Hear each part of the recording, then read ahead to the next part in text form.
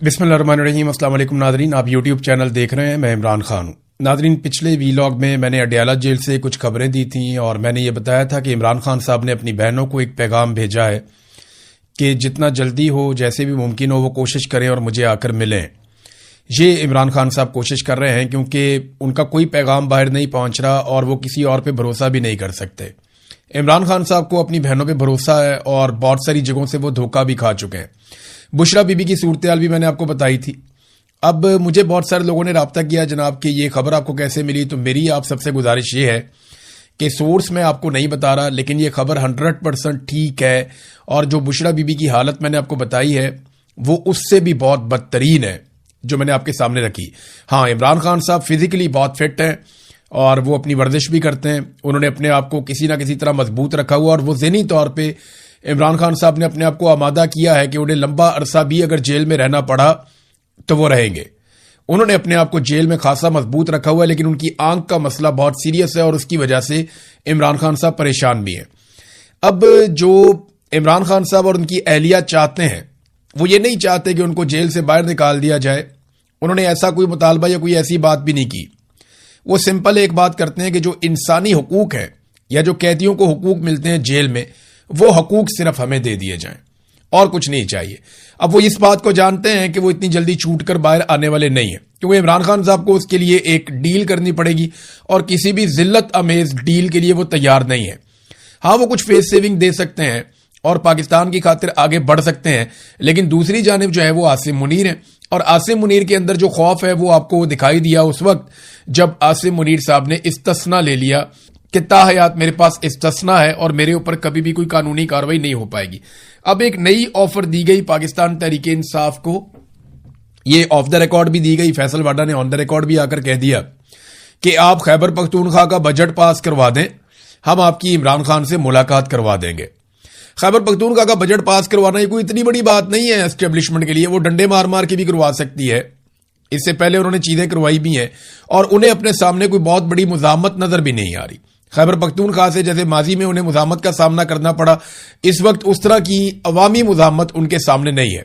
अवामी level के ऊपर उनके सामने चीजें उस तरह नहीं है जिस तरह माजी में हुआ करती थी, या जो चांस था सुहेल अफरीदी के पास, वो अनफॉर्चुनेटली सुहेल अफरीदी साहब की तरफ से मैं कह रहा हूं कि अनफॉर्चुनेटली जो मौका उनके पास था उन्होंने उससे फायदा अभी तक तो नहीं उठाया। और अब वो उठा पाएंगे या नहीं इसके बारे में कुछ कहा नहीं जा सकता, क्योंकि लोगों में काफी मायूसी फैली है।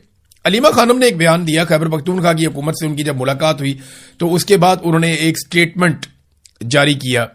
अलीमा खानम ने कहा कि गुज़िश्ता रोज हमारी फैमिली ने इस्लामाबाद हाई कोर्ट में खैबर पख्तूनख्वा के वुज़रा से मुलाकात की। इस मुलाकात में इमरान खान के तमाम कानूनी और जायज जेल हकूक की बहाली के लिए आवाज उठाने वाले इकदाम पर तफसीली तबादला ख्याल हमने किया। मुलाकात के दौरान वुज़रा ने दर्ज झेल पेशरफ से आगाह किया, यानी खैबर पख्तूनख्वा की हुकूमत ने इमरान खान साहब की फैमिली को बताया कि वो क्या कुछ कर रहे हैं। नंबर एक, उन्होंने कहा कोई इजाफी या सरप्लस बजट नहीं होगा, क्योंकि इमरान खान ने हमेशा हदायत दी है कि तमाम दस्तयाब वसाइल खैबर पख्तूनख्वा के अवाम की तरक्की, फलाह बहबूद और खुशहाली पर खर्च किए जाएं। अब ये तो आदाद शुमार बताएंगे इस दावे के बारे में।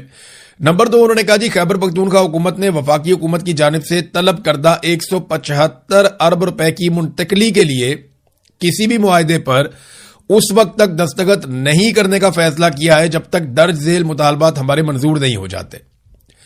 यानी उन्होंने कहा जी 175 अरब रुपया अगर आपको चाहिए हमसे, खैबर पख्तूनख्वा की हुकूमत ने कहा, तो फिर आपको हमारी कुछ शराइत माननी पड़ेंगी। अब ये शराइत है, ये आप सुन लें।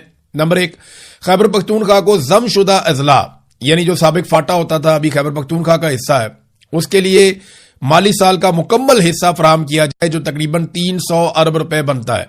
यानी 175 अरब आप उन्हें देंगे, वो 300 अरब आपको देंगे। शाबाश। और वो कह रहे जी 300 अरब बनता है, ये फंड जमशुदा इजला की मुआशी तरक्की, इस्तेहकाम और खुशहाली के लिए नागुज़ीर है। वो एक एक रुपए के लिए तरस रहे हैं, तड़प रहे हैं।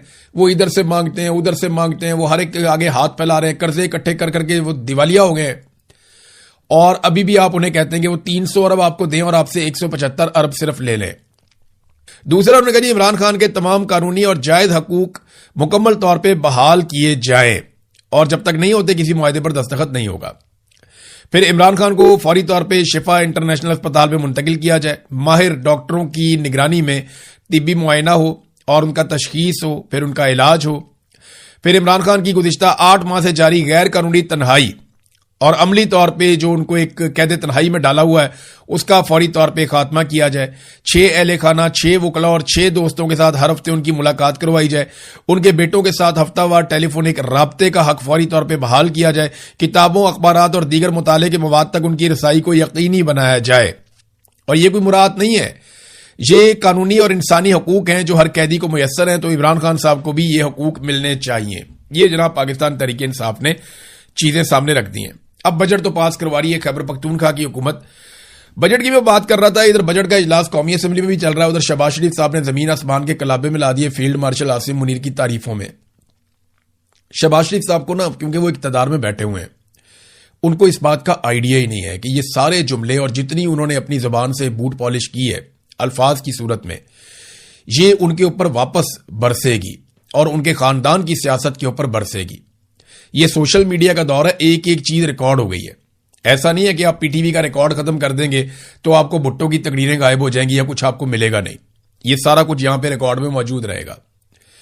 آپ کو اس کا سامنا کرنا پڑے گا. شہباز شریف صاحب، یہ جتنے آپ نے گڑھے کھود دیے نا اپنے آنے والی نسلوں کے لیے، جب پاکستان میں فری اینڈ فیئر الیکشن ہوگا، لوگ آپ کو فوج کے ٹاؤٹ کے طور پہ دیکھیں گے اور لوگ آپ سے نفرت کریں گے، کیونکہ پاکستانی ہمیشہ اینٹی اسٹیبلشمنٹ موقف اپنائیں گے. یہ تو اب ہو چکا ہے، آپ جو مرضی کر لیں. ادھر الٹے سیدھے شعر بھی پڑھ دیے شہباز شریف صاحب نے، ٹکا کے جوتے پالش کیے. یہ چیزیں ان کے سامنے آئیں گی، ان کو آئیڈیا نہیں، اور جو اصل کام ہے کرنے والا وہ یہ کرتے نہیں ہے، اور جو کام ان کے کرنے والا نہیں ہے وہاں پہ یہ آگے بڑھ بڑھ کے چودھری بنتے ہیں. ابھی امریکہ نے اور ایران نے دونوں نے ان کو فارغ کروا دیا. یہ جاتے سوئٹزرلینڈ کے جناب ہم بڑے چودھری بننے جا رہے ہیں، ہم کریں گے جناب میزبانی. انہوں نے کہا تم کون ہوتے ہو میزبانی کرنے والے؟ انہوں نے آپس میں خود ہی معاہدہ کر کے ان کو فارغ کر دیا، ایک پیپر بھیج دیا، اس پہ سائن کر لینا. تو شہباز شریف صاحب اس پہ سائن کر کے نا مسکراتی ہوئی تصویر لگا دی. اور بھائی ادھر جنگ ہوئی ہے، ادھر بڑے برے حالات ہیں، ڈونلڈ ٹرمپ بھی پریشان ہے، ایران بھی پریشان ہے، اور یہ بیچ میں بگڑے ڈال رہے ہیں کہ جناب ہم نے بہت بڑی کاروائی ڈال دی ہے، ہم نے جنگ عظیم رکوا دی ہے. دیکھیں آپ کی ایفرٹ بڑی اچھی تھی، آپ نے کوشش بڑی اچھی کی، لیکن آپ نے پاکستان میں کیا کیا؟ آپ کو اگر پاکستانی اپریشیٹ کریں گے تو اس بات پہ نہیں کریں گے کہ آپ فلانے ملک کے اندر آپ کی کتنی عزت ہے، یا فلانے ملک کے اندر آپ کی کتنی جائیداد ہے، یا فلانا ملک آپ کی کتنی بات سنتا. نہیں، پاکستانی آپ کی اس بات پہ عزت کریں گے کہ آپ پاکستانیوں کی کتنی عزت کرتے ہیں. وہ آپ کی اس بات پہ عزت کریں گے یا تعریف کریں گے کہ آپ نے پاکستانیوں کے لیے کیا کیا. ٹکے کا کام انہوں نے پاکستانیوں کے لیے نہیں کیا. یہ جو معاہدہ ہوا ہے امریکہ اور ایران کے بیچ میں، ناظرین یہ بھی اس وقت خطرے میں ہے. میں آپ کو اس کا ریزن بتاتا ہوں. اسرائیل نے لبنان کے اوپر ایک بڑا خوفناک اٹیک کر دیا ہے، اور وجہ اس کی بنائی کہ جناب ان کے 4 فوجی مارے گئے اسرائیل کے. اور اس اٹیک کے اندر جو اب تک اطلاعات آ رہی ہیں ہمارے پاس الگ الگ میڈیا سے، 35 خواتین اور بچوں سمیت 35 لوگ وہاں پہ شہید ہوئے لبنان میں. یہ آپ ان کے چہرے بھی دیکھ سکتے ہیں، بالکل معصوم لوگ ہیں، بچے بھی ہیں، خواتین بھی ہیں ان کے اندر. اب یہ تو کوئی جنگجو نہیں ہے نا، ان کا تو حزب اللہ سے تعلق نہیں ہو سکتا. لیکن جب بمباری ہوتی ہے اور اوپر سے جہاز آ کر بم پھینک کر جاتے ہیں یا میزائل مارے جاتے ہیں، تو پھر نیچے کون ہے کون نہیں ہے یہ تو مارنے والے کو آئیڈیا نہیں ہوتا زیادہ تر. اور اسرائیل اس بات کی پرواہ بھی نہیں کرتا کہ وہاں پہ کولیٹرل ڈیمیج ہو رہا ہے یا وہاں پہ سویلین جو ہے وہ شہید ہو رہے ہیں، انہیں اس بات کی پرواہ بھی نہیں ہے. بڑے سخت انہوں نے بیانات بھی دیے ہیں. یہ 35 لوگ شہید ہو گئے، 60 لوگ وہاں پہ زخمی ہو گئے. اب ایران جو ہے وہ شدید غصے میں. کچھ اطلاعات کے مطابق ایران نے وہاں پہ آبنۂ ہرمز کی ایک مرتبہ پھر بندش بھی کی ہے، اور امریکہ کو بڑا سخت پیغام بھی بھجوایا کہ جناب یہ دیکھیں اسرائیل جو ہے وہ معاہدے کی خلاف ورزی کر رہا ہے. ہمارے معاہدے کا یہ حصہ تھا کہ اسرائیل لبنان کے اوپر حملہ نہیں کرے گا، لیکن بڑا خوفناک حملہ لبنان کے اوپر کیا گیا، 35 لوگ بچوں اور خواتین سمیت مار دیے گئے. اب ایرانی فوج تیاری کر رہی ہے اسرائیل پہ حملے کے لیے، لیکن کیا امریکہ دوبارہ سے لڑے گا؟ اس کا جواب نہ میں آپ کو دیتا ہوں. ایک ڈاکومنٹ چھپا ہے، باقاعدہ ایک خبر ہے وال اسٹریٹ جرنل کی.